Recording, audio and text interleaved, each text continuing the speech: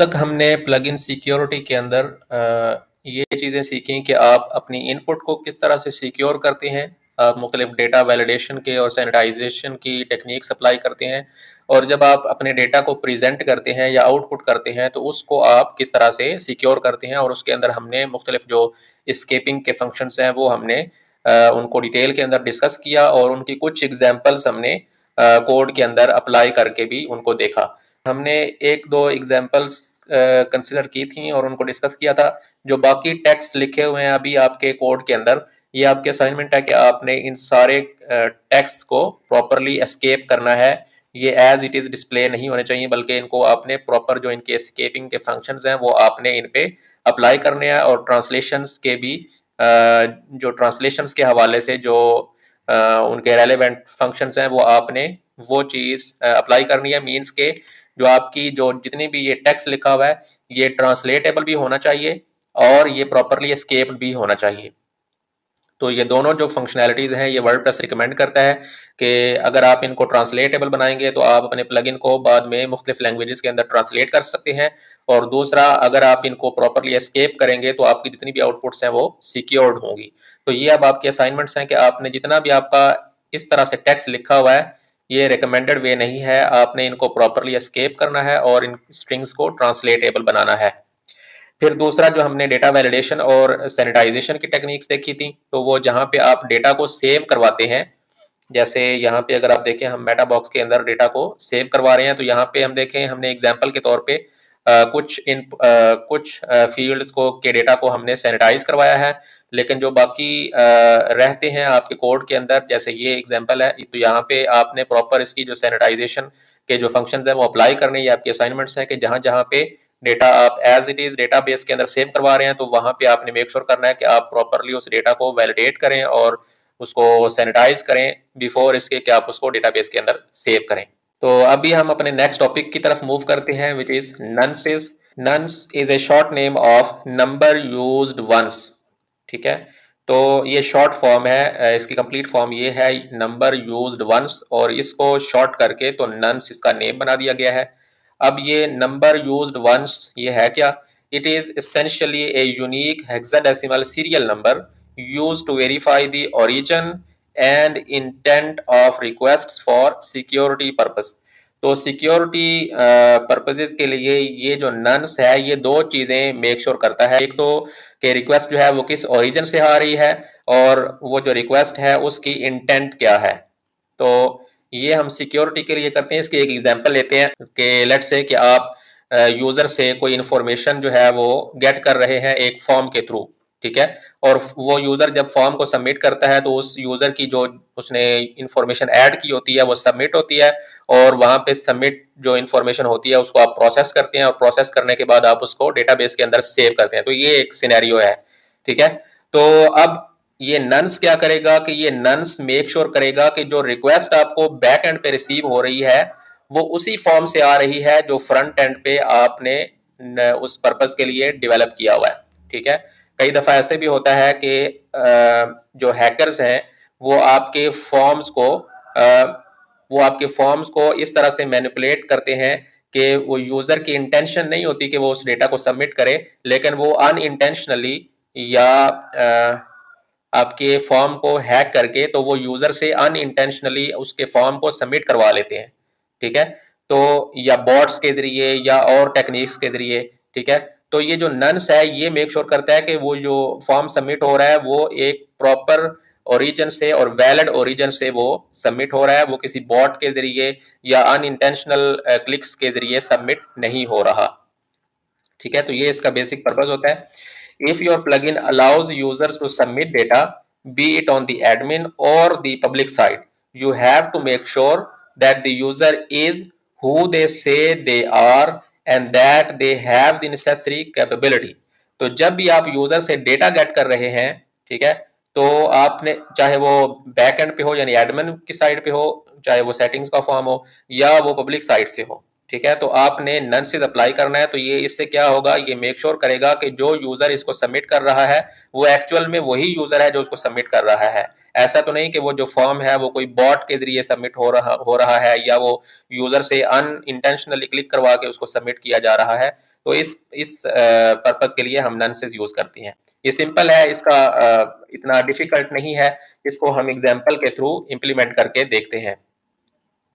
तो इसकी जब हम एग्जाम्पल करेंगे तो ये आपको अच्छी तरह से समझ आ जाएगा। फिर जहाँ पे हमने फॉर्म को सबमिट करवाया था, तो वहाँ पे हमने पिछले एक वीडियो के अंदर डिस्कस किया था कि हम उस फॉर्म को सबमिट करवाने से पहले यूजर की कैपेबिलिटी को चेक करते हैं, ठीक है। तो जहाँ पे आपने यूजर की कैपेबिलिटी को चेक किया था, वहीं पे आपने नंसेस को भी वेरीफाई करना है। तो जब भी आप फॉर्म को सबमिट करवाएंगे, चाहे वो बैक एंड पे हो या फ्रंट एंड पे हो, तो आपने ये दो चीजें सिक्योरिटी के हवाले से अप्लाई करनी है। एक तो आपने यूजर की कैपेबिलिटी को चेक करना है और दूसरा आपने नंसेस को वेरीफाई करना है।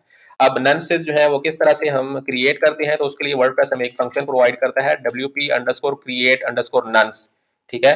तो जहां पे भी आप फॉर्म आपका होगा फ्रंट एंड पे या बैक एंड पे, तो वहां पे आप एक इनपुट फील्ड बना लेंगे और उसकी वैल्यू आप असाइन कर देंगे, जो वैल्यू आपको यहाँ से रिटर्न होगी। तो ये एक रैंडम आपको नंस जनरेट कर देगा, ठीक है। और वो फिर आप अपने फॉर्म के इनपुट के अंदर ऐड कर देंगे और फिर जब फॉर्म आपका सबमिट होगा, तो आपने इस नंस को जो इस फंक्शन के जरिए जनरेट होगी, आपने उसको वहां पे वेरीफाई कर लेना है। तो इसकी एक एग्जांपल हम लेते हैं। अगर आप common-core.php के अंदर जाएं, तो आपको याद होगा कि यहाँ पे हमने एक कस्टम मेटा बॉक्स ऐड किया था और इस कस्टम मेटा बॉक्स के जरिए हम यूजर से कुछ कस्टम इंफॉर्मेशन गेट कर रहे थे, जैसे कि हम उसका ऑथर का नेम गेट कर रहे थे, ऑथर की ईमेल गेट कर रहे थे, बुक की टाइप और बुक डाउनलोडेबल। तो ये कुछ कस्टम इंफॉर्मेशन हम यूजर से गेट कर रहे थे और हमने कुछ इनपुट्स जो है वो ऐड करवाई थी, जिनको यूजर जो है वो सबमिट करता है। तो अब इस इंफॉर्मेशन को सिक्योर करने के लिए हम नन्स ऐड करेंगे। तो वो हम किस तरह से ऐड करते हैं, तो अगर हम कोड के अंदर आए और कोड एग्जाम्पल के अंदर अगर हम देखें, यहाँ पे ये वाला फंक्शन है जो हम यूज करेंगे नन्स को क्रिएट करने के लिए।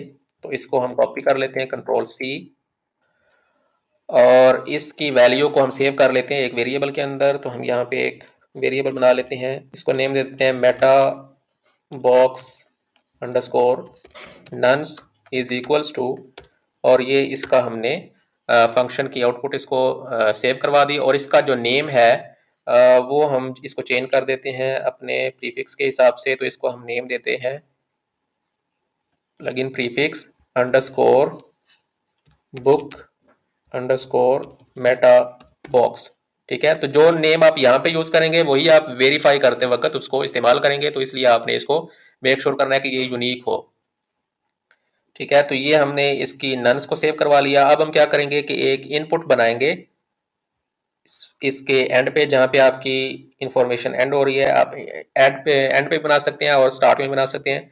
हम यहाँ पे एक इनपुट ऐड करते हैं, इनपुट, और इसकी टाइप हम रखेंगे हिडन, क्योंकि इस नन्स को हमने शो नहीं करवाना यूजर को, इसलिए इसकी जो टाइप है वो हमने हिडन कर दी है। और इसका नेम हम रख देंगे, जो हमने नेम ऊपर यूज किया वही हम यूज कर लेते हैं नन्स के लिए। तो ये हमने यूज किया था नेम इसका, तो यही हम इसके नेम पैरामीटर में ऐड कर देंगे। और फिर इसकी जो आईडी है वो भी हम यही रख देते हैं, और इसकी जो वैल्यू है वो हम ऐड कर देते हैं। तो वैल्यू ऐड करने के लिए हमने यहाँ पे कोड लिखा था, उसी को हम कॉपी कर लेते हैं, जो कि हमने प्रॉपरली एस्केप भी किया हुआ था। तो इसको हम कॉपी करके तो यहाँ पे ऐड कर देते हैं, और फिर एंड पे हम इस इनपुट को क्लोज कर देंगे, इनपुट टैग को। तो ये हमने वैल्यू का एट्रीब्यूट भी इसके अंदर ऐड कर दिया, और इसकी जो करंट वैल्यू है नन्स की वो हमने सेव करवाई है इस वेरिएबल के अंदर। तो इसको हम कॉपी कर लेंगे और यहाँ पे इसको अपडेट कर देंगे डॉलर के साथ। तो हमने क्या किया कि सिंपली एक इनपुट हमने डिफाइन कर लिया है, ठीक है, और इसका नेम हमने ये रख दिया है, और इसकी जो करंट जो नन्स की वैल्यू आ रही है जो कि हम जनरेट करवा रहे हैं इस फंक्शन के जरिए। तो ये अब जब भी ये फॉर्म सबमिट होगा तो इस फंक्शन को कॉल करेगा, और इस फंक्शन से आपको एक रैंडम इस नेम से एक नई जो नन्स की वैल्यू है वो आपको रिसीव हो जाएगी, और वो आप फ्रंट एंड पे बैक एंड पे वेरीफाई करेंगे जब आप सेव करेंगे। तो इसकी जो वैल्यू है वो हम इसको वैल्यू के एट्रीब्यूट के अंदर ऐड कर रहे हैं। और अब हमने क्या करना है कि इसको वेरीफाई करना है जब जहाँ पे आपको इसकी इंफॉर्मेशन रिसीव हो रही है। तो जहाँ पे हम अपने पोस्ट डेटा को सेव करवा रहे हैं तो इस एक्शन हुक के अंदर हमने इसके बिल्कुल स्टार्ट के अंदर हमने इसको वेरीफाई कर लेना है। ठीक है, तो इस एग्जाम्पल कोड को हम कॉपी कर लेते हैं ऊपर, फिर इसको मॉडिफाई करेंगे। तो अरे की एग्जिस्ट, और अब जो हमारी नन्स की इनपुट है उसका नेम हमने रखा था plugin prefix book Meta box. ठीक है, तो इसके अंदर हमें रिसीव होगी नन्स जो हमने क्रिएट करवाई थी। तो इसको हमने अब चेक कर लेना है इसके अंदर। तो ये हमने डॉलर अंडरस्कोर पोस्ट के अंदर चेक कर लिया कि क्या इसकी वैल्यू एग्जिस्ट करती है। अगर वो एग्जिस्ट करती है तो फिर आपने उसको वेरीफाई करवाना है। तो इस डेमो कोड को हम डिलीट कर देंगे। अब नन्स को वेरीफाई करना है हमने। तो नन्स को वेरीफाई करने के लिए हमें वर्डप्रेस एक फंक्शन प्रोवाइड करता है। तो जहाँ पे इसने इसको वेरीफाई किया, तो ये देखें ये हमें एक फंक्शन है, इसको हम इस्तेमाल करेंगे और यहाँ तक इसको हम कॉपी कर लेते हैं। तो इस कोड को हम यहाँ पे अगर ऐड करें तो ये हमारा फंक्शन है wp_verify_nonce। ठीक है, और इसको हम प्रोवाइड करते हैं जो आपकी नन्स आपको रिसीव होगी, तो वो हमें रिसीव होगी $post, $get वाला हम यूज़ नहीं कर रहे। हमारा फॉर्म जो है वो सबमिट हो रहा है पोस्ट मेथड के ज़रिए। तो इसके अंदर इस पैरामीटर के थ्रू हमें नन्स की वैल्यू मिल जाएगी। ठीक है, और इसकी जिसका जो नेम हमने रखा था नन्स के लिए, वो आपने मेक श्योर करना है कि वो वही यूज़ कर रहे हो जो आपने क्रिएट नन्स करते वक्त यूज़ किया था। तो इसको हम कॉपी कर लेंगे और अपने इस फंक्शन के अंदर इसको अपडेट कर देंगे। तो अब क्या होगा कि जो नन्स हमें वहाँ से इनपुट से रिसीव हो रही है, ठीक है, उसको हम वेरीफाई कर रहे हैं जो कि हमने क्रिएट करते वक्त नेम यूज़ किया था।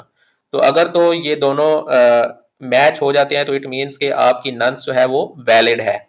और अगर यूज़र ने उसको अनइंटेंशनल वे के अंदर उस फॉर्म को सबमिट करवाया तो ये कंडीशन जो है ये फॉल्स हो जाएगी, क्योंकि जो यूज़र के इनपुट के अंदर आपको नन्स मिलेगी वो डिफरेंट होगी जो एक्चुअल आपकी नन्स आप एक्सपेक्ट कर रहे थे। तो आपने इस कंडीशन को चेक करना है। तो हम क्या करते हैं कि इसको कंट्रोल एक्स करते हैं और इसको अपनी इफ स्टेटमेंट का सेकंड पैरामीटर बना लेते हैं एंड के साथ। तो अब हमारी जो इफ स्टेटमेंट है वो दो चीज़ें चेक करेगी। एक तो ये कि ये जो नन्स का इनपुट है वो इस वेरिएबल के अंदर उसकी वैल्यू एग्जिस्ट करती हो, और एग्जिस्ट करने के बाद हम क्या चेक कर रहे हैं कि इसकी जो वैल्यू है जो हमें इस पैरामीटर के अंदर रिसीव हो रही है उसको हम इस फंक्शन के थ्रू वेरीफाई कर रहे हैं। तो जब ये दोनों कंडीशंस मीट हो जाएंगी तो इट मीन्स कि अब हमारी जो नन्स है वो वैलिड है। ठीक है, लेकिन हमने क्या करना है कि हमने तो इसका जो नॉट वाला फंक्शन है वो चेक करना है। तो हम उस केस में क्या करेंगे कि इफ नॉट अरे अंडरस्कोर की एग्जिस्ट, ठीक है, अगर ये जो हमें पोस्ट का मेथड है उसके अंदर जो वैल्यूज रिसीव हो रही है अगर उसके अंदर नन्स एग्जिस्ट ही नहीं करती, ठीक है, या अगर एग्जिस्ट करती है तो वो वैलिड नहीं है नन्स।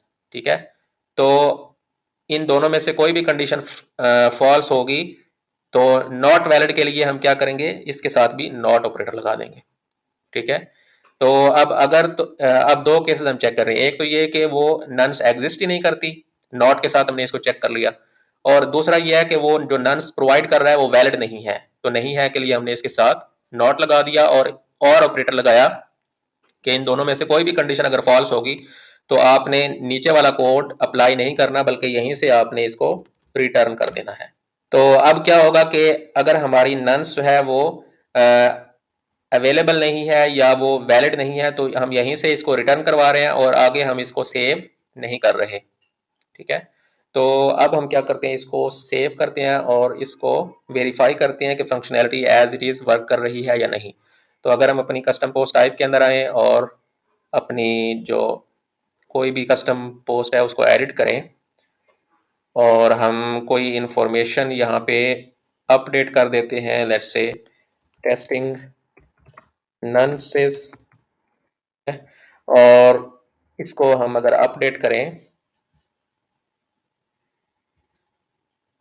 तो आप देखें ये अपडेट हो चुकी है क्योंकि हमने इसको प्रॉपर जो सबमिट का फॉर्म है उसी के थ्रू इसको सबमिट किया है। हमने इसको अनइंटेंशनली या हैक करके इसको नहीं करवाया। तो अब लेट्स से कि हम इसका वो वाला केस कंसिडर करते हैं कि जब ये इसकी नन्स जो है वो वेरीफाई ना हो और ये इसको सबमिट ना करने दे डेटा को।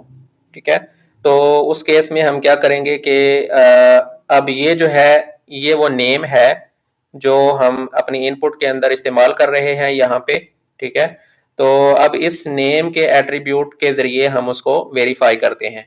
तो अब लेट्स से कि जब यूज़र इसको अनइंटेंशनली उस फॉर्म को सबमिट करवाएगा तो उसके पास ये वाला नेम तो नहीं होगा कि हम किस नंस के ज़रिए इसको वेरीफाई करवा रहे हैं, ठीक है। तो अब लेट्स से कि इसको हम एक रॉन्ग वैल्यू दे देते हैं, कोई भी, जो कि हमारी इंटेंशनल वैल्यू नहीं है। तो अब इस केस में क्या होगा कि हमारी नंस जो है वो वेरीफाई नहीं होगी और अब हमारा जो फॉर्म है वो अपने डेटा को सेव नहीं करेगा। तो अब इस केस में अगर हम अपने कस्टम पोस्ट टाइप को एडिट करें और इसकी जो वैल्यू है इसको हम चेंज करें, तो हम कहते हैं टेस्टिंग नंसेस, ठीक है। तो अब अगर हम इसको अपडेट करें तो ये अपडेट नहीं होनी चाहिए, बल्कि जो हमारी एग्जिस्टिंग वैल्यू थी वही यहाँ पे आ जानी चाहिए। हम इसको अपडेट करते हैं, तो अब देखें हमारा जो फॉर्म है वो सबमिट नहीं हुआ, बल्कि उसकी जो एग्जिस्टिंग वैल्यू है वही आपको रिसीव हो गई है। और अगर हम इसको दोबारा से फिक्स करें, अपनी नंस को ठीक वाली यूज़ करें, कंट्रोल एस, तो अब अगर हम दोबारा इसके अंदर जाएं और इसको हम करते हैं टेस्टिंग नंसेस, और अब अगर हम इसको अपडेट करें तो अब आप देखें इसने हमें करेक्टली इसको फॉर्म को सबमिट करने दिया है। तो इस तरह से आप नंसेस को इस्तेमाल करके अपने फॉर्म्स को सिक्योर कर सकते हैं, ताकि कोई आपके फॉर्म को अनइंटेंशनली बॉट्स के ज़रिए या किसी और मैलिशियस वे के अंदर आपके फॉर्म को सबमिट ना करवा सके। तो अब यहाँ पे हमने एग्जाम्पल के तौर पे एक केस को कंसिडर किया। अब आपके असाइनमेंट किया है कि आपके कोड के अंदर जहाँ जहाँ भी आप यूज़र से वैल्यूज सबमिट करवा रहे हैं, आपने वहाँ पे मेक श्योर करना है कि आप नंसेस को प्रॉपरली यूज़ करें। आप फॉर्म के अंदर नंस को की वैल्यू जनरेट करवा के उसको इनपुट के अंदर सेव करवाएंगे, और जब आप डेटाबेस के अंदर सेव करवा रहे हैं डेटा को, तो उससे पहले आपने नंस को वेरीफाई करना है। और हमने ये प्रैक्टिकल कोड एग्जांपल के थ्रू देखा कि आप नंस को क्रिएट किस तरह से करवाते हैं और बैक एंड पे आप उसको वैलिडेट किस तरह से करते हैं या वेरीफाई किस तरह से करते हैं।